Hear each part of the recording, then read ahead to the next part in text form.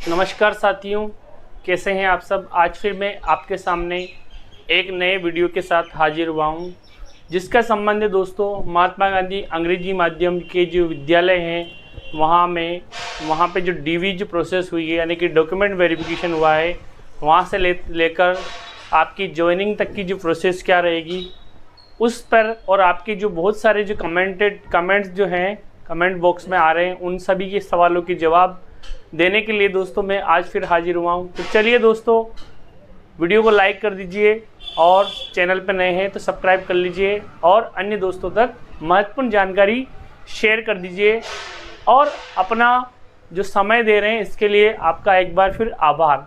तो दोस्तों, कई बार आपके जो प्रश्न आते हैं उन प्रश्नों के जवाब देने का मैं पूरा भरपूर प्रयास करता हूं, लेकिन कुछ क्वेश्चंस ऐसे भी होते हैं दोस्तों जो मान ले जाए मेरे द्वारा आंसर न दिया जाए या उसमें किसी प्रकार का कोई सस्पेंस हो। तो दोस्तों, ऐसे क्वेश्चंस जो सस्पेंसेस है उनके भी जवाब देने का मैं प्रयास करूँगा, और जहाँ तक कि मेरा जो प्रयास है आपकी जो भी कठिनाई है या जो भी परेशानी है उन परेशानियों को दूर करने का भरसक प्रयास करूंगा। तो चलिए दोस्तों, महत्वपूर्ण प्रश्न है आपके, क्या आपके भी डॉक्यूमेंट्स जो हैं पेंडिंग हैं तो उनका क्या होगा। तो दोस्तों, जो भी आपके डॉक्यूमेंट्स पेंडिंग आ रहे हैं उसका महत्वपूर्ण कारण ये है कि आपने वो जो डॉक्यूमेंट्स जो लगाया है उस डॉक्यूमेंट्स में कोई न कोई कमी है। पहली बात तो ध्यान से सुनिए, आपने जो डॉक्यूमेंट्स लगाया उसमें किसी न किसी प्रकार की कमी हो सकती है, इसलिए भी आपका डॉक्यूमेंट्स पेंडिंग आ रहा है। दूसरी बात दोस्तों, कई बार आपके प्रश्न आते हैं कि सर जो इंग्लिश मीडियम का जो सर्टिफिकेट जो हमने बनाया है उस पर किसके साइन होंगे। तो दोस्तों, फाइनली आपको कर देता हूं मैं, इंग्लिश मीडियम के सर्टिफिकेट जो है आपके विद्यालय द्वारा जो 12th जो जहाँ से आपने उत्तीर्ण की वहाँ के जो प्रिंसिपल सर द्वारा अटेस्टेड कर दिया जाएगा, साइन कर दिया जाएगा। उसके बाद डीओ सर के साइन हो जाएंगे, आपका वो प्रमाण पत्र बन जाएगा। आप उस प्रमाण पत्र की कॉपी करके सेट वहाँ जमा करा सकते हैं और आप ओरिजिनल सर्टिफिकेट को वहाँ बता सकते हैं। तो ये रही आपकी समस्या सोल्व। अगला आता है दोस्तों इंटीग्रेटेड कोर्स जो पेंडिंग आ रहा है उसका क्या है। तो दोस्तों, इंटीग्रेटेड कोर्स जो आपके बीएससी बीएड हैं या बीए बीएड है, ऐसे कोर्स हैं, तो उसमें दोस्तों आपको बीएससी और बीएड दोनों का अलग अलग जो है उनका जो क्राइटेरिया रख के आपको करना है और उसके आधार पे आपका रिजल्ट बनेगा। यानी कि मेरिट लिस्ट में क्या होगा, आपका जो ग्रेजुएशन है उसका 75%, जो आपका प्रशैक्षणिक यानी कि बीएड है उसका 25%, इस हिसाब से आपकी 100% मेरिट बनेगी। तो दोस्तों, अगर इसमें किसी प्रकार का पेंडिंग आ रहा है तो संबंधित ऑफिस में जाके मिलिए और इस पेंडिंग स्टेटस को हटाइए, और आपके सारे डॉक्यूमेंट्स अगर अप्रूव हो जाते हैं तो दोस्तों समझ लीजिए आपका जो रजिस्ट्रेशन है, आपका जो डॉक्यूमेंट वेरिफिकेशन है वो कंप्लीट हो चुका है। कई सारे दोस्तों की जो प्रश्न आते हैं कि सर हमारे सारे डॉक्यूमेंट्स हैं जो अप्रूव्ड हो चुके हैं, सारे डॉक्यूमेंट अप्रूव्ड होने के बाद भी हमारे लास्ट में डीओ के अंदर वेरिफिकेशन कंप्लीट नहीं आ रहा है। तो दोस्तों, अगर सारे डॉक्यूमेंट्स कंप्लीट हैं तो कोई बात नहीं, अगर पेंडिंग स्टेटस नहीं आ रहा है तो लगभग न्यू मान के चलो आप संतुष्ट रहिए, क्योंकि आपका काम हो चुका है, आपको अनावश्यक चिंता करने की ज़रूरत नहीं है। अब दोस्तों, अंग्रेजी माध्यम हिंदी माध्यम की जो मार्कशीट है, बहुत सारे जो कह रहे हैं कि सर हमारे इंग्लिश मीडियम की जो मार्कशीट है या हिंदी मीडियम की मार्कशीट है। तो दोस्तों, अगर आपने अंग्रेजी माध्यम की जो मार्कशीट लगाई है तो कोई दिक्कत नहीं है। अगर आपने हिंदी माध्यम की जो मार्कशीट लगाई है तो उसमें आप अपात्र घोषित कर दिए जाओगे, क्योंकि दोस्तों यहाँ वैकेंसी में पहले से ही बताया गया है कि जो आपकी जो शैक्षणिक योग्यता है यानी कि जो 12th है या ग्रेजुएशन है वो अंग्रेजी माध्यम में होना आवश्यक है। कई सारे मेरे जो दोस्तों का मैसेज आता है कि सर हिंदी मीडियम वाले को अलाउ क्यों नहीं किया या उनको क्यों नहीं किया। तो दोस्तों, ये जो विद्यालय हैं ये इंग्लिश मीडियम के लिए ही बनाए गए हैं, यानी कि ये जो गवर्नमेंट स्कूल है ये अंग्रेजी माध्यम जो कोर्स है उससे रिलेटेड है। तो दोस्तों, यहाँ पे इंग्लिश मीडियम के जो टीचर हैं, सरकार चाहती है कि गुणवत्तापूर्ण जो एजुकेशन हो उसके लिए अंग्रेजी माध्यम की जो दक्ष टीचर ही इसमें लगे। तो इसीलिए दोस्तों, यहाँ पे अंग्रेजी माध्यम का जो आपका जो सर्टिफिकेट है या आपका जो कोर्स है, जो आपका शैक्षणिक योग्यता है, वो इंग्लिश मीडियम को प्राथमिकता दी गई है।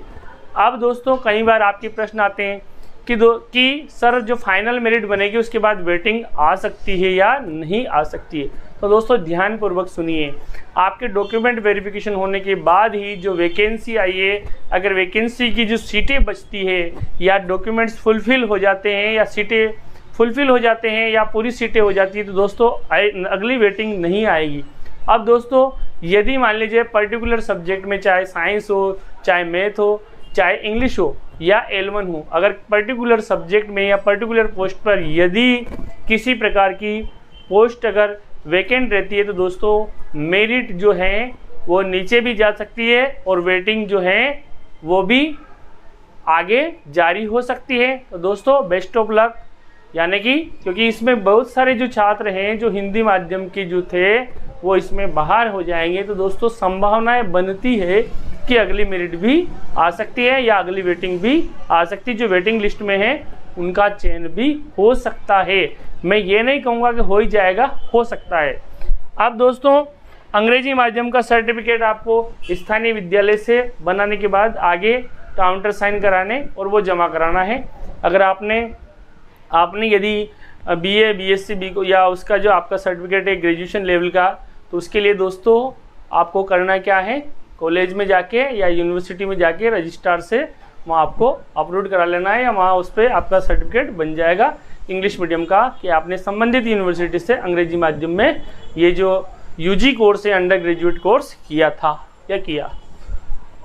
अब दोस्तों फाइनल सिलेक्शन 1 गुना मेरिट लिस्ट। तो दोस्तों फाइनल सिलेक्शन की 1 गुना डॉक्यूमेंट वेरिफिकेशन की जो पूरी प्रोसेस होने के पश्चात दोस्तों फाइनल मेरिट बनेगी, और फाइनल मेरिट जैसे बनेगी आपके डॉक्यूमेंट वेरिफिकेशन कंप्लीट हो जाएंगे, तो दोस्तों आपको जिला अलॉटमेंट के लिए जिला की जो चॉइस मांगी जाएगी और जिसकी जो मेरिट अच्छी है उसको संबंधित जिला या जो प्रेफरेंस के क्रम में या जो सीक्वेंस टू सीक्वेंस प्रेफरेंस में आपको जिला अलॉट कर दिए जाएंगे। तो ये डिपेंड करता है आपकी मेरिट पर। अगर आपकी मेरिट अच्छी है तो दोस्तों आपका जो चॉइस वाला जिला है आपको मिल जाएगा। अब दोस्तों ये हो गया। अब कई सारे मेरे जो दोस्त हैं, मेरे जो फ्रेंड हैं, उनका फ़ोन आता है कि सर इस पर हमें स्थायी कर दिया जाएगा या अस्थायी कर दिया जाएगा या निकाल दिया जाएगा। तो दोस्तों ध्यानपूर्वक सुनिए, एक एक पॉइंट आपके लिए इम्पोर्टेंट है, because every point is important, क्योंकि ये पहले भी बता चुका हूँ। क्योंकि दोस्तों जब इस विज्ञप्ति को निकाली तो आपकी जो पदनाम है सहायक अध्यापक, दोस्तों यहाँ ध्यान दीजिए, ये पदनाम क्या दिया है, सहायक अध्यापक। तो दोस्तों सहायक अध्यापक यानी कि असिस्टेंट टीचर। तो दोस्तों सहायक अध्यापक का मतलब होता है इस पोस्ट का, यानी कि प्रॉपर पोस्ट बनाई गई है। अब दोस्तों 9 वर्ष के पश्चात ये जो सहायक अध्यापक जो है इसका पदनाम चेंज हो जाएगा और आपकी जो सैलरी भी चेंज हो जाएगी। तो दोस्तों जब 9 वर्ष के बाद की भी बात की गई है कि उसके बाद आपकी क्या स्थिति होगी, आपके पेमेंट क्या होगा, उसके बाद आपकी पोस्ट क्या होगी, तो दोस्तों यहाँ 1 साल बाद आपको हटाया नहीं जाएगा। इसके लिए भी आप कंफर्म रहिए या इसके लिए भी आप निश्चिंत रहिए। आप ज्वाइन कीजिए और निश्चिंत रूप से आप फ्री माइंडली अपना काम कीजिए ज्वाइनिंग के बाद। तो दोस्तों सहायक अध्यापक जो है ये 9 वर्ष के पश्चात इस पोस्ट का नाम हो जाएगा सहायक अध्यापक ग्रेड प्रथम। और जो सैलरी है आपकी जो 5% के 2 इंक्रीमेंट जोड़ के आगे की प्रोसेस या आगे की जो सैलरी जो है वो स्केल चेंज हो जाएगी। तो दोस्तों ये रहा आपका स्थायीकरण से संबंधित सवाल का जवाब। अब दोस्तों पद, तो आपका पद सहायक अध्यापक रहेगा। 9 वर्ष के बाद सहायक अध्यापक ग्रेड फर्स्ट हो जाएगा।